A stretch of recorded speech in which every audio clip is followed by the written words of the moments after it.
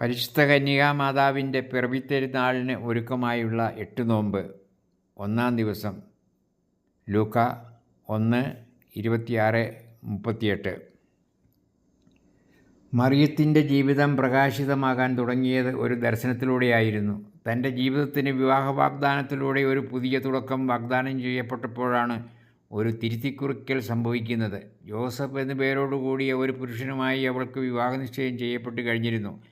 വിവാഹപ്രായമായ ഒരു യുവതിക്ക് സ്വാഭാവികമായും ഉണ്ടായിരിക്കാമായിരുന്ന പ്രതീക്ഷ അവളിലും നാമ്പെടുത്തിരുന്നു. ഒരു അറേഞ്ച്ഡ് മാരേജ് എന്ന നിലയിൽ അതൊരു പരിധിവരെ ഒഴിവാക്കാൻ പാടില്ലാത്ത നിശ്ചയം ആയിരുന്നിരിക്കാം. അതിനാൽ പ്രതീക്ഷയോടൊപ്പം ഉള്ളിൽ ഭീതിയും അവൾക്കുണ്ടായിക്കാണണം. അതിനാൽ അവൾ പ്രാർത്ഥനയിൽ അഭയം തേടിയെന്നും കരുതാം. കാരണം പ്രാർത്ഥനയിലാണല്ലോ ദൈവികമായ ഒരു വെളിപാട് ഉണ്ടാകുന്നത്. സ്വർഗം തുറക്കപ്പെടുന്നതായി അവൾക്ക് തോന്നി. ഭാവനയിൽ മാത്രം കണ്ടിട്ടുള്ള അല്ലെങ്കിൽ കേട്ടുകേൾവിയിലൂടെ മാത്രം അറിയാവുന്ന മാലാഖയുടെ ദർശനം അവൾക്ക് ലഭിക്കുകയാണ്. നന്മ നിറഞ്ഞവളെ സ്വസ്തി, കർത്താവ് നിന്നോടുകൂടെ, നീ ഭയപ്പെടേണ്ട, ദൈവസന്നിധിയിൽ നീ കൃപ കണ്ടെത്തിയിരിക്കുന്നു. ദൈവകൃപയ്ക്കായുള്ള പ്രാർത്ഥനയായിരുന്നില്ലേ അവൾ മുടങ്ങാതെ നടത്തിക്കൊണ്ടിരുന്നത്? അവൾ പ്രവേശിക്കാനിരിക്കുന്ന വിഭാഗ ജീവിതം ദൈവഹിതമനുസരിച്ച് ശുഭകരമായി തീരണം എന്നായിരിക്കാം അവൾ പ്രാർത്ഥിച്ചുകൊണ്ടിരുന്നത്.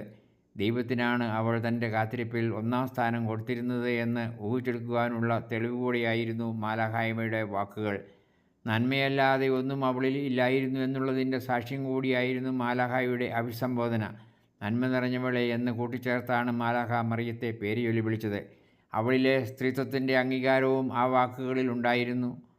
സ്തുതി എന്ന് പറയുന്നത് ബഹുമാന പുരസ്സരമുള്ള അഭിസംബോധനയാണ്. ദൈവത്തിനു മുമ്പിൽ അവൾക്ക് അർഹമായ ഒരു സ്ഥാനമുണ്ട്. അവൾ കാത്തിരിക്കുന്ന വിവാഹ ജീവിതത്തിന് തടസ്സമുണ്ടാകുന്ന വിധത്തിൽ ദൈവം ഇടപെടുന്നില്ല. അങ്ങനെ ആയിരുന്നെങ്കിൽ ജോസഫിനായിരുന്നു ആദ്യമേ ദർശനം കിട്ടേണ്ടിയിരുന്നത്. വിവാഹ വാഗ്ദാനത്തിൽ പുരുഷനും സ്ത്രീക്കും തുല്യ അവകാശവും ബാധ്യതയുമുണ്ടല്ലോ. എങ്കിലും പുരുഷന് ബാധ്യതയാകുന്ന ഒരു കാര്യമാണ് മാലാഖ പറയാൻ പോകുന്നത് എന്ന് നമ്മിൽ ചോദ്യമുയരും. മാലാഖ മറിയത്തോട് പറയുകയാണ്, നീ ഗർഭം ധരിച്ച ഒരു പുത്രനെ പ്രസവിക്കും. നീ അവന് യേശു എന്ന് പേരിടണം. അവൻ വലിയവനായിരിക്കും, അത്യുന്നതൻ്റെ പുത്രൻ എന്ന് വിളിക്കപ്പെടും. ജോസഫ് വഴിയായിരിക്കും അവൾക്കൊരു പുത്രനെ ലഭിക്കുന്നത് എന്ന് പറഞ്ഞിരുന്നുവെങ്കിൽ അവളുടെ ദാമ്പത്യ ജീവിതം പൂവണിയുമെന്ന ഒരു വാഗ്ദാനമായി അവൾക്കത് മനസ്സിലാക്കാമായിരുന്നു. സക്കറിയായുടെയും എലിസബത്തിൻ്റെയും കാര്യത്തിൽ സംഭവിച്ചത് ഇരുവരുടെയും പ്രാർത്ഥനയ്ക്കുള്ള പ്രത്യുത്തരമായിട്ടായിരുന്നു. മറിയത്തിൻ്റെയും യോസഫിൻ്റെയും കാര്യത്തിൽ അങ്ങനെയൊരു മുട്ടിപ്പായ പ്രാർത്ഥനയുടെ ആവശ്യമില്ലായിരുന്നു. അതിനാൽ മറിയത്തിന് അസ്വസ്ഥതയും സംശയവും ഒപ്പം ഭീതിയും ഉണ്ടായി. അതിന് തെളിവാണ് അവളുടെ മറുചോദ്യം, ഇതെങ്ങനെ സംഭവിക്കും? ഞാൻ പുരുഷനെ അറിയുന്നില്ലല്ലോ. ഒരു ശിശു പിറക്കുന്നതിൻ്റെ പശ്ചാത്തലവും നിബന്ധനകളുമൊക്കെ അവൾക്കറിയാമായിരുന്നുവെന്ന് അവളുടെ വാക്കുകളിൽ നിന്നും വ്യക്തമാണ്. മാലാഖ മറിയത്തോട് അറിയിച്ചത് ഒരു വാഗ്ദാനത്തിനുമപ്പുറം ദൈവമെടുത്ത ഒരു നിശ്ചയം കൂടിയായിരുന്നു എന്ന് അവൾക്ക് മനസ്സിലായി. ശിശുവിന് ഈശോ എന്ന് പേരിടണമെന്ന് പറയുന്ന ദൈവം കുഞ്ഞിൻ്റെ ഉത്തരവാദിത്വം ഏറ്റെടുക്കുകയാണ്. അതുകൊണ്ടാണ് ജനിക്കാൻ നിശ്ചയിക്കപ്പെട്ടിരിക്കുന്നവൻ അത്യുന്നതൻ്റെ പുത്രൻ എന്ന് വിളിക്കപ്പെടുമെന്നുകൂടി പറഞ്ഞത്. എന്തുകൊണ്ട് ആ വിവാഹ നിശ്ചയത്തിന് മുമ്പ് മറിയത്തിന് ഇതുപോലൊരു ദർശനവും അറിയിപ്പും ഉണ്ടായില്ല എന്ന സംശയത്തിന് ഇവിടെ പ്രസക്തിയുണ്ട്. അതിനാൽ മറിയത്തിൻ്റെ സംശയവും അസ്ഥാനത്തല്ല. സംശയ നിവാരണത്തിന് വ്യക്തമായ വിശദീകരണം നൽകിക്കൊണ്ട് മാലാഖ ദൈവനാമത്തിൽ മറിയത്തോട് പറയുകയാണ്, പരിശുദ്ധാത്മാവ് നിൻ്റെ മേൽ വരും, അത്യുന്നതൻ്റെ ശക്തി നിൻ്റെ മേൽ ആവസിക്കും. ദൈവത്തിന് ഒന്നും അസാധ്യമല്ല. വൃദ്ധയായ എലിസബത്തിന് സഖറിയായിൽ നിന്നും ഒരു പുത്രനെ ലഭിക്കുമെന്നുള്ള അറിയിപ്പും ദൈവത്തിൻ്റെ ശക്തിയുടെ ഉദാഹരണമായി മാലാഖ മറിയത്തിന് മുമ്പിൽ വയ്ക്കുകയാണ്. അത് മറിയത്തിന് അത്ഭുതകരവും പ്രതീക്ഷാനിർഭരവുമായ ഒരു വാർത്തയായിരുന്നു. ദൈവത്തിന് ഒന്നും അസാധ്യമല്ല. അവൾ വീണ്ടും വീണ്ടും ആ വാക്കുകൾ തന്നോട് തന്നെ ആവർത്തിച്ചുകൊണ്ടേയിരുന്നു. സമയം കടന്നു പോകുന്നത് അവൾ അറിഞ്ഞില്ല. സ്വർഗത്തിൽ നിന്നും ഇറങ്ങി വന്ന മാലാഖായ്ക്കും സമയത്തിൻ്റേതായ തിരക്കുണ്ടായിരുന്നില്ല.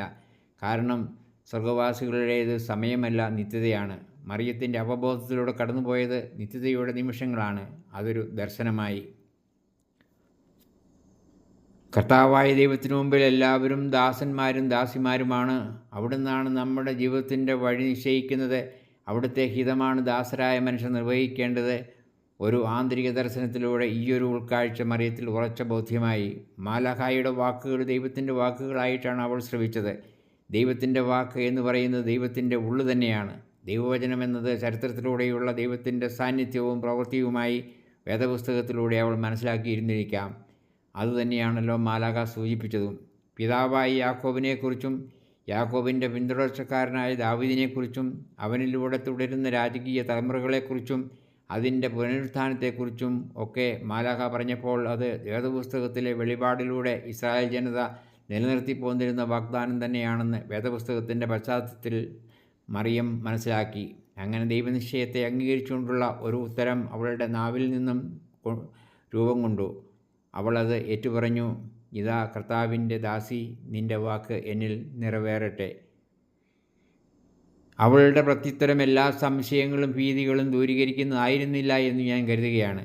മറിയത്തിൻ്റെ പ്രത്യുത്തരത്തിലൂടെ അവൾ ദൈവത്തിൻ്റെ പദ്ധതിക്ക് ഉപകരണമാവുകയായിരുന്നു.